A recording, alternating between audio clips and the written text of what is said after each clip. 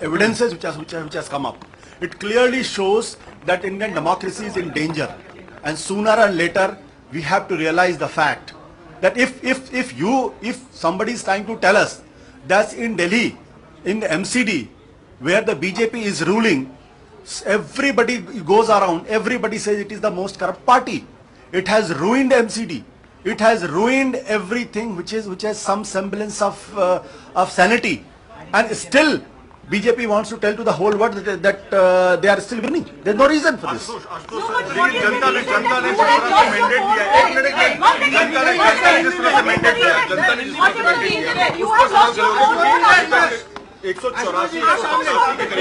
देखिए, जनता लोकतंत्र के अंदर जनता महत्वपूर्ण होती है, जनता सर्वप्रमुख होती है, लेकिन जनता को भी इस बात का अंदाजा नहीं है किस तरीके से गड़बड़ी हो रही। जिस तरीके से धौलपुर के अंदर आपने देखा, जिस तरीके से भिंड में आपने देखा, हर जितनी ईवीएम्स हैं सब में मैन्युफैक्चरिंग हो रही है और सब में जाके बीजेपी को वोट पड़ रहा है। ऐसा क्यों? तो मैं आपसे कहना चाहता हूं, इस दिल्ली के अंदर आम आदमी पार्टी ने बिजली के दाम आधे किए, पानी मुफ्त किया। पिछले 2 साल से ना तो बिजली के दाम बढ़े हैं ना पानी के दाम बढ़े हैं। इस दिल्ली शहर के अंदर आज अस्पतालों के अंदर लोग सुकून महसूस कर रहे हैं, सरकारी स्कूलों की स्थिति बहुत बेहतर हो गई है। और जिस बीजेपी के बारे में लोग कह रहे हैं कि ये सिर्फ और सिर्फ लूटा, इन्होंने कोई काम नहीं किया है, भ्रष्टाचार का सबसे बड़ा अड्डा है ये, और फिर भी लोग उनको वोट दे रहे हैं। ये तो आप मान सकते हो इस बात को?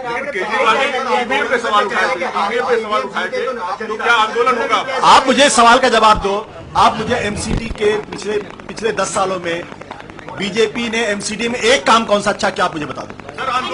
एक मिनट, एक काम बता दो जो उन्होंने अच्छा किया है, जिसके आधार पर लोग उनको वोट दें।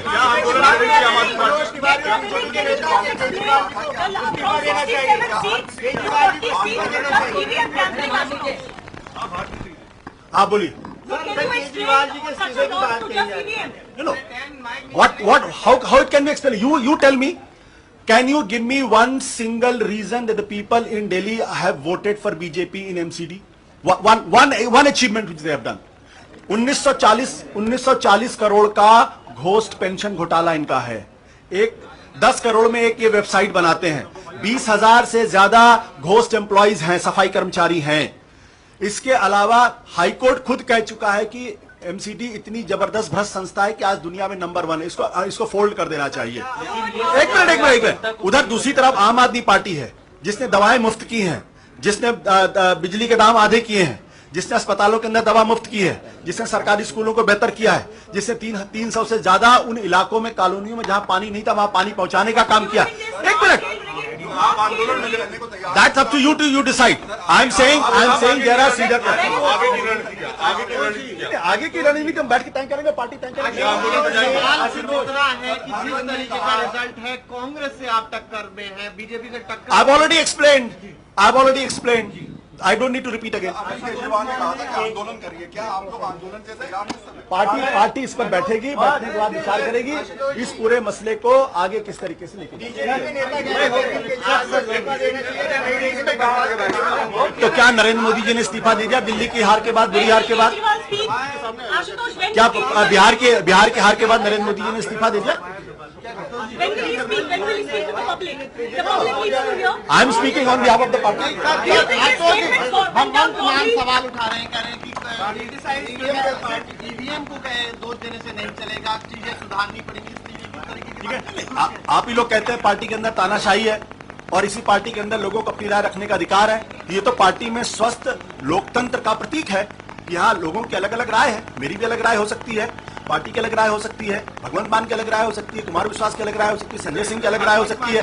इसका मतलब थोड़ी है, लेकिन पार्टी जब बैठती है तो पार्टी एक चीज तय करती है और वो हर आदमी को मानना होता है।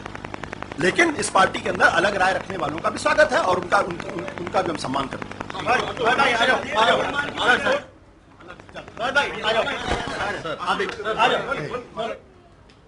तो पहले गोपाल राय और फिर उसके बाद आशुतोष, ये दोनों ही ईवीएम पर सवाल उठा रहे थे, लेकिन ये कारगर कितना साबित होगा, कितना जनता ईवीएम के उठाए गए सवालों पर यकीन कर पाएगी, ये एक बड़ा सवाल है। हालांकि आशुतोष जिस तरह से जवाब दे रहे थे, उनकी बौखलाहट से साफ तौर पर समझा जा सकता है कि आम आदमी पार्टी ने इस चुनाव में अपनी हार स्वीकार कर ली है, लेकिन जो बहाना बनाया जा रहा है क्या वो इतना पर्याप्त है कि इस हार को ढक पाएगा, ये एक बड़ा सवाल है। फिलहाल आशुतोष तमाम चीजों के जवाब दे रहे थे, लेकिन बौखलाहट भी उसमें साफ तौर पर देखी जा रही थी। साथ ही साथ जब भगवंत मान को लेकर सवाल पूछा गया तो उन्होंने इसे व्यक्तिगत बता दिया।